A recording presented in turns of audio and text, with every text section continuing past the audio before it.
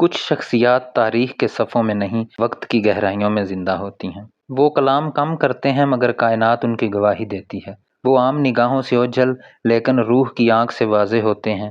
حضرت خضر علیہ السلام ایک ایسی ہی ہستی ہیں جن کا ذکر قرآن میں اشارات کے انداز میں آیا مگر جن کی روحانی موجودگی ہر زمانے میں محسوس کی گئی۔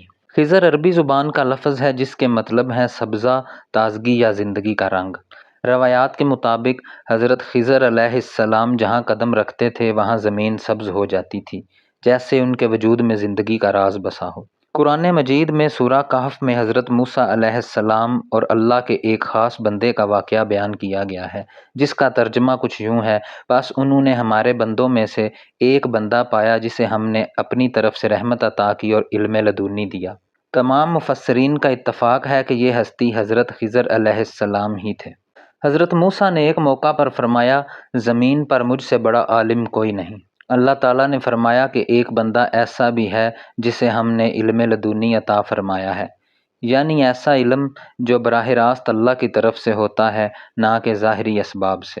حضرت موسیٰ نے اپنے خادم یوشع بن نون کے ساتھ ایک لمبا سفر طے کیا۔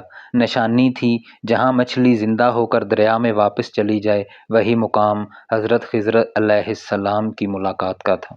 حضرت خضر علیہ السلام سے ملاقات کے دوران 3 اسرار انگیز واقعات رونما ہوئے۔ پہلا واقعہ کشتی کو عیب دار کرنا تھا۔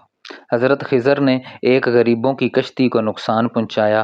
ظاہری طور پر یہ ظلم تھا، لیکن باطنی حکمت یہ تھی کہ ایک بادشاہ ہر اچھی کشتی چھین لیتا تھا، عیب دار دیکھ کر اسے چھوڑ دے گا۔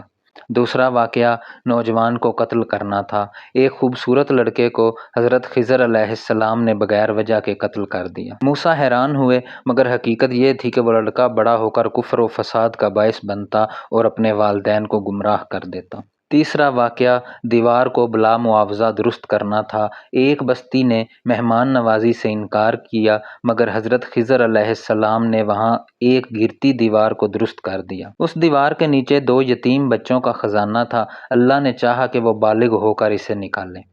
جو کچھ نظر آتا ہے ضروری نہیں کہ حقیقت وہی ہو۔ بعض فیصلے جنہیں ہم ناپسند کرتے ہیں در حقیقت اللہ کی رحمت کا ہی ایک پہلو ہوتے ہیں۔ علم صرف ظاہر کا نام نہیں، باطن کا فہم زیادہ قیمتی ہے۔ کیا حضرت خضر علیہ السلام زندہ ہیں؟ اسلامی روایات بالخصوص صوفیانہ اقوال میں حضرت خضر علیہ السلام کو زندہ اور متحرک روحانی ہستی مانا گیا ہے۔ امام رازی رحمۃ اللہ علیہ، شاہ ولی اللہ رحمۃ اللہ علیہ جیسے علماء نے اس رائے کی تائید کی ہے۔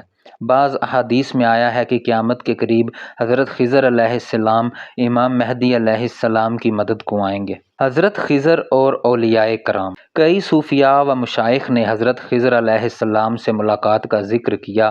حضرت عبد القادر جیلانی نے فرمایا، جب میں حیرت میں تھا خضر علیہ السلام نے راہ دکھائی۔